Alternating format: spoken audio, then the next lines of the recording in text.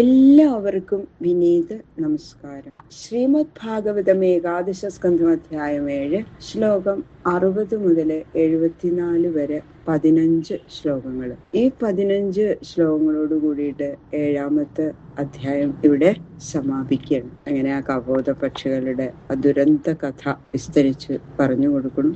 ഓം നമോ ഭഗവതേ വാസുദേവായ. കോമളം കൂജയൻ വേണും ശ്യാമളോയം കുമാരക വേദവേദ്യം പരം ബ്രഹ്മ ഭാസതാം പുരതോ മമ. ഗംഗണപതയേ നമഃ. സംസരസ്വത്യേ നമഃ. ഗുരുഭ്യോ നമഃ. ശ്ലോകം 60.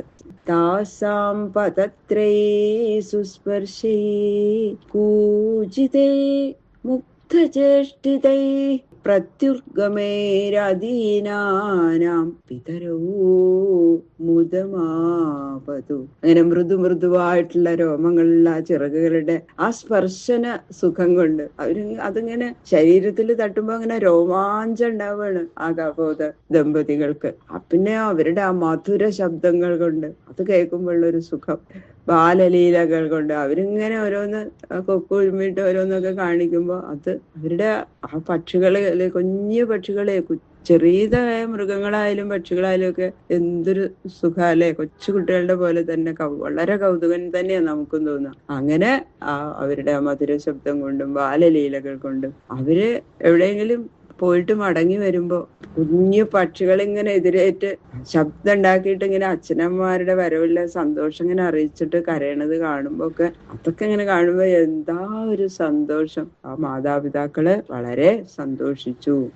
സ്നേഹാനുവിദ്ധ ഹൃദയൗ അന്യോന്യം വിഷ്ണുമായയാ വിമോഹിതൗ ദീനധിയൗ ശിശൂൻ പുപുഷതു പ്രജാ. അന്യോന്യ സ്നേഹത്താൽ ബന്ധിക്കപ്പെട്ടിരിക്കുന്ന ആ ഭാര്യാഭർത്താക്കന്മാര് തങ്ങളുടെ ബന്ധത്തെ ഒന്നുകൂടി ബലപ്പെടുത്തുവാനോ എന്ന് തോന്നുമാറ് മായാമോഹിതരായിട്ട് സ്നേഹാധിക്യ നിമിത്തം അങ്ങനെ ആകുലചിത്തരായിട്ട് ശിശുക്കളെ പോറ്റി വളർത്തി. അതല്ലേ, കുട്ടികളുണ്ടാവുമ്പോ അച്ഛനമ്മമാരുടെ ബന്ധം ഒന്നും കൂടി ദൃഢമാവും അല്ലെ. അവരുടെ അതിങ്ങനെ ഒന്നിച്ച് ആസ്വദിച്ചും അങ്ങനെ അവരും നമ്മളെ പോലെ തന്നെ കുട്ടികളെ വളരെ സ്നേഹിച്ച് ആകുലചിത്തരായിട്ട് കുട്ടികൾക്ക് എന്തെങ്കിലും സംഭവിക്കും അങ്ങനെയൊക്കെയുള്ള ചിന്തകളൊക്കെ ഉണ്ടാവുമല്ലോ അല്ലെ, അങ്ങനെ വളർത്തി. ഏകദാ ജഗ്മദുത്താസാം അന്നാർത്ഥം തൗ കുടുംബിനൗ പരിതകാനനേ തസ്മിൻ അർത്ഥിനൗ ചേരതുശ്ചിരം. ഒരു ദിവസം കുട്ടികൾക്ക് ഭക്ഷണം കൊണ്ടുവരാനായിട്ട് പോയ ആ മാതാപിതാക്കന്മാര് ഭക്ഷണ സാധനങ്ങള് അന്വേഷിച്ചുകൊണ്ട് കുറേ അധികം കാട്ടില് സഞ്ചരിക്കേണ്ടി വന്നു അവർക്ക്. ദൃഷ്ട്വാ താൻ ലുബ്ധഃ കശ്ചിത് യദൃച്ഛാദോ വനേചര ജഗൃഹേ ജാലമാദത്യ ചരതഃ സ്വാലയാന്തികേ. ആ ദിവസം തന്നെ എതിർച്ചയാ ആ സ്ഥലത്ത് ഒരു വേടൻ വന്നു. ആ വേടൻ കണ്ടു കുട്ടികൾ ഇങ്ങനെ അച്ഛനമ്മമാര് വരണുണ്ടോ എന്ന് നോക്കി ശബ്ദം ഉണ്ടാക്കിയിട്ട് കൂട്ടിന്റെ അടുത്ത് ഇങ്ങനെ ഇരിക്കുക. ആ പക്ഷിക്കുഞ്ഞുങ്ങളെ കണ്ടതോടുകൂടി ആ വേടൻ വല വീശി അവയെ വലയുടെ അകത്താക്കി. കപോതശ്ച കപോതീച പ്രജാപോഷേ സദോത്സവൗ ഗതൗ പോഷണമാദായ സ്വനീടമുപജഗ്മതു. ആ കുട്ടികളെ രക്ഷിക്കുന്നതിൽ എപ്പോഴും ശ്രമിച്ചുകൊണ്ടിരിക്കുന്ന ആ കപോത പക്ഷികള് പുറത്തു പോയിട്ട് ഭക്ഷണ പദാർത്ഥങ്ങൾ സമ്പാദിച്ചുകൊണ്ട് തങ്ങളുടെ കൂട്ടിലേക്ക് വന്നു. കപോതി സ്വാത്മജാൻ വീക്ഷ്യ ബാലകാൻ ജാലസംവൃതാൻ താനഭ്യധാവൽ ക്രോശന്തി ക്രോശതോ തൃഷദുഃഖിതാ. കുഞ്ഞുങ്ങള് വലയിൽ അകപ്പെട്ട് കിടക്കുന്നത് കണ്ട ആ കപോതി വളരെ ദുഃഖിച്ചു. തള്ളയെ കണ്ടപ്പോ കുഞ്ഞുങ്ങളും അധികം അങ്ങനെ നിലവിളിക്കാൻ തുടങ്ങി. ആ കരച്ചിലും കൂടി കേട്ടപ്പോ ദുഃഖത്താൽ തന്നെത്താൻ മറന്ന ആ കപോതി കുഞ്ഞുങ്ങളുടെ സമീപത്ത് പോകാൻ വേണ്ടി ആ വലയിലേക്ക് എടുത്തങ്ങോട്ട് ചാടി. സാ അസകൃൽ സ്നേഹഗുണിത ദീനചിത്താജമായയാ സ്വയം ജാവധ്യദശിചാ ബദ്ധാൻ പശ്യന്ത്യപസ്മൃതി. ഈശ്വരമായാൽ ഉണ്ടായ ആ വാത്സല്യാധിക്യ നിമിത്തം മനസ്സ് കുട്ടികളിൽ ബന്ധിച്ചു പോയതിനാൽ ദുഃഖം പ്രതിനിമിഷം അങ്ങനെ വർദ്ധിച്ചു വന്നു. ആലോചനാശക്തി തീരെ നശിച്ചു. ഈ വലയിൽ ചാടിയാൽ തനിക്ക് ഇത് തന്നെ അവസ്ഥ എന്ന് ഒട്ടും ആലോചിക്കാതെ വലയിൽ അകപ്പെട്ടു കഷ്ടപ്പെടുന്ന കുട്ടികളെ നോക്കിയും കൊണ്ട് ആ വലയിൽ തന്നെ കപോതിയും ചാടി ബന്ധനത്തിൽ അകപ്പെട്ടു.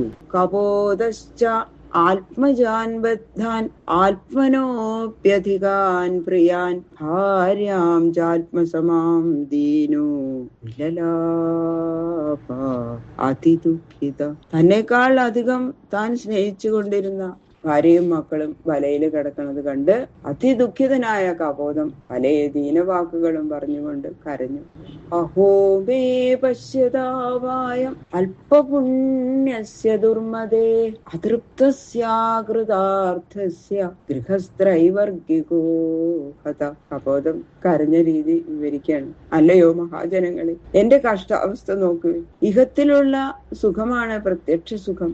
അതിൽ ഞാൻ ഒട്ടും തൃപ്തനായിട്ടില്ല. ധർമ്മം, അർത്ഥം, കാമം എന്ന 3 പുരുഷാർത്ഥങ്ങളും സാധിക്കാനുള്ള മുഖ്യമാർഗമായ ഗൃഹസ്ഥാശ്രമം നശിച്ചു. പരലോകത്തിൽ സുഖിക്കാൻ മാത്രം പുണ്യവും സമ്പാദിച്ചില്ല. അത്രയ്ക്ക് ബുദ്ധിയില്ലാതെ വന്നുപോയി എനിക്ക്. അനുരൂപാനുകൂലാച യസ്യ മേ പതിദേവത ശൂന്യേ ഗൃഹേ മാം സന്ധ്യജ്യ പുത്രൈശ്വര്യാദി സാധുഹി. എനിക്ക് അനുകൂലയും അനുരൂപയും എന്നെ തന്നെ ദൈവം എന്ന് കരുതിയിരുന്നവളുമായ എന്റെ പ്രിയ ഭാര്യ പോയപ്പോൾ എന്റെ വീട് ശൂന്യമായി. ഇതിൽ എന്നെ തന്നെയാക്കി യോഗ്യരായ മക്കളോട് ചേർന്ന് എന്റെ പ്രിയ സ്വർഗത്തിലേക്ക് പോകുന്നു. എന്റെ കഷ്ടം കണ്ടാല് ഇതിലധികം എന്ത് കഷ്ടമാണ് എനിക്കിനി വരാനുള്ളത്. സോഹം ശൂന്യേ ഗൃഹേ ദീനോ മൃതദാരോ മൃതപ്രജ ജിജീവിഷേ കിമർത്ഥം വാ വിധുരോ ദുഃഖജീവിത. ഭാര്യയും മരിച്ചു, കുട്ടികളും മരിച്ചു. ആരുമില്ലാത്ത ഈ വീട്ടിൽ അതിദുഃഖിതനായിട്ട് ഇനി ഞാൻ എന്തിനാ അങ്ങനെ ജീവിച്ചിരിക്കണത്? എന്താ ഫലം? താംസ്തദേവാവൃതാൻ ശിഗ്ഭിർ മൃത്യുഗ്രസ്താൻ വിജേഷ്ടത സ്വയം ചകൃപണശിക്ഷു പശ്യൻ അപ്യബുധോപതൽ. തന്റെ കുട്ടികളും ഭാര്യയും യാതൊരു വലയിൽ അകപ്പെട്ടതുകൊണ്ട് ഒന്നും ചെയ്യാൻ കഴിയാതെ അങ്ങും ഇങ്ങും തിരിഞ്ഞു പിടഞ്ഞുകൊണ്ട് മരിക്കാൻ ഭാവിക്കുന്നുവോ, അതേ വലയിൽ താനും ചാടിയാൽ ആ കഷ്ടം അനുഭവിച്ചു മരിക്കും എന്ന് മാത്രമല്ലാതെ മറ്റു യാതൊരു സഹായവും അവർക്കോ തനിക്കോ ചെയ്യാൻ തന്നെ കൊണ്ട് കഴിയില്ല എന്ന് ഊഹിക്കാൻ ശക്തിയില്ലാത്ത ആ പക്ഷിയും അതിൽ തന്നെ ചാടി. തം ലുബ്ധ്വാ ലുബ്ധക്രൂര കപോതം ഗൃഹമേധിനം കപോതകാൻ കപോതീം ച സിദ്ധാർത്ഥപ്രയൗ ഗൃഹം. കുഞ്ഞുങ്ങളകപ്പെട്ടാൽ തള്ളപ്പക്ഷികളും ഇതിൽ വന്നു പെടും എന്ന് കരുതിക്കൊണ്ടിരുന്ന ക്രൂരനായ വ്യാധൻ ഗൃഹസ്ഥാശ്രമിയായ കപോതത്തെയും ഭാര്യയെയും കുട്ടികളെയും ഒരുമിച്ച് ഒരേ വലയിൽ കിട്ടിയതുകൊണ്ട് വളരെ സന്തോഷിച്ച് പക്ഷികളെയും കൊണ്ട് വീട്ടിലേക്ക് പോയി. ഏവം കുടുംബ്യശാന്താത്മാ ദ്വന്ദ്വാരാമപദത്രിവത് പുഷ്ണൻ കുടുംബം കൃപണ സാനുബന്ധോ വസീതതി. ഇപ്പോ ഈ കഥയിൽ നിന്ന് ധരിക്കേണ്ട സാരം എന്താണ് എന്ന് പറയണം. ഇപ്രകാരം ഈ പക്ഷിയെ പോലെ സുഖദുഃഖങ്ങളായ ദ്വന്ദ്ങ്ങളിൽ സന്തോഷ സന്താപങ്ങളോടുകൂടിയവനും മനഃശാന്തി പ്രാപിക്കാത്തവനുമായ ഗൃഹനാഥൻ ഭാര്യാപുത്രാദികളായ കുടുംബത്തെ രക്ഷിക്കാൻ ശ്രമിച്ചുകൊണ്ട് അവരോടുകൂടി താനും നശിക്കുന്നു. യപ്രാപ്യമാനുഷം ലോകം മുക്തിദ്വാരമപാവൃതം ഗൃഹേഷു ഖഗവൽ സക്ത തമാരൂഢച്യുതം വിദു. തടസ്സമില്ലാതെ മുക്തി സാധിക്കാനുള്ള ഉത്തമ സാധനമായ മനുഷ്യജന്മത്തെ ലഭിച്ചിട്ട് വിവേകമില്ലാത്ത പക്ഷികളെ പോലെ ഭാര്യാപുത്രാദി വിഷയങ്ങളിലുള്ള അനുരാഗം കൊണ്ട് ഈ സാരമായ ജന്മത്തെ വ്യർത്ഥമാക്കി കളയുന്നവരെ മരത്തിന്റെ മുകളിൽ എത്തിയ ശേഷം കൈവിട്ടവർ എന്നേ പറയാൻ പറ്റുള്ളൂ. ഈ കപോത പക്ഷിയെ പോലെ കുടുംബാസക്തനായി നശിക്കുന്നത് നന്നല്ല എന്ന് ഞാൻ പഠിച്ചു. അതുകൊണ്ട് ഈ കപോതം എനിക്ക് ഗുരുവായി ഭവിച്ചു എന്ന് പറയാണ് ദത്താത്രേയ മഹർഷി.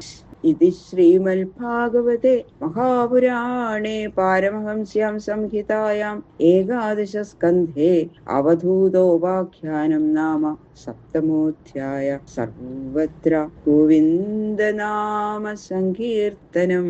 ഗോവിന്ദ ഗോവിന്ദ. ഈ 7ാമത്തെ അധ്യായം ശ്രീകൃഷ്ണ ഭഗവാന്റെ ശ്രീപാദങ്ങളിൽ സമർപ്പിക്കുന്നു. കായേന വാചാ മനസേന്ദ്രിയേർവാ ബുദ്ധ്യാത്മനാ വാ പ്രകൃതേ സ്വഭാവാൽ കരോമി യദ്യത് സകലം പരസ്മൈ നാരായണായേതി സമർപ്പയാമി. സർവം ശ്രീകൃഷ്ണാർപ്പണമസ്തു.